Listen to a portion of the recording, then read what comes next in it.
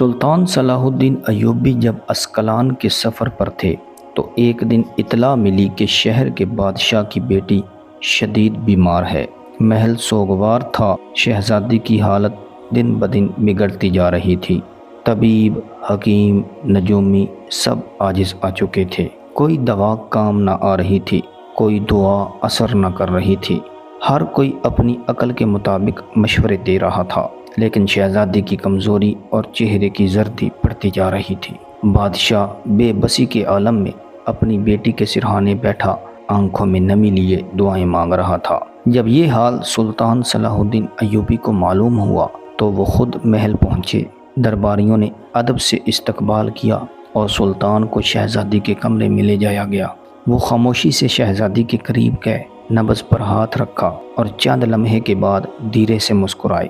بادشاہ نے بے قراری سے پوچھا، کیا کچھ پتہ چلا سلطان؟ سلطان صلاح الدین ایوبی نے نرم مگر پر یقین لہجے میں کہا، یہ بیماری جسم کی نہیں، دل کی ہے۔ دوا نہیں، فیصلہ اس کا علاج ہے۔ بادشاہ حیرت میں پڑ گیا۔ کیا مطلب ہے آپ کا؟ سلطان نے شہزادی کی کلائی کی طرف اشارہ کیا، جہاں ایک سادہ سا لکڑی کا کنگن بندھا ہوا تھا۔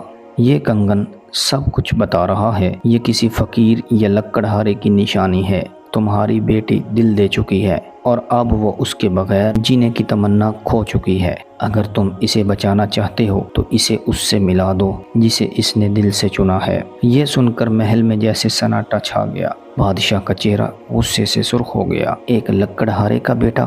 میری بیٹی ایک شہزادی ہے، یہ کیسے ممکن ہے؟ سلطان نے نرمی مگر جرأت سے جواب دیا، یہ محبت کا فیصلہ ہے، عزت کی جنگ نہیں۔ اگر تم نے دربار کی عزت بچانے کے چکر میں بیٹی کی جان کھو دی تو تخت رہ جائے گا مگر وارث نہیں۔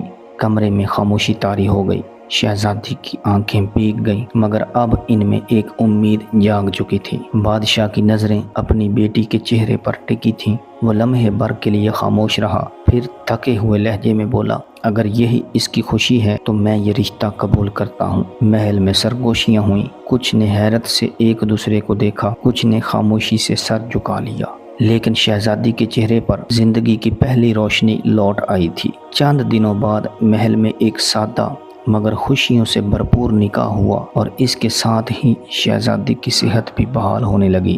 سلطان صلاح الدین ایوبی کی وہ حکمت جو صرف میدان جنگ میں ہی نہیں بلکہ دلوں کی دنیا میں بھی راج کرتی تھی، ایک بار پھر سچ ثابت ہوئی۔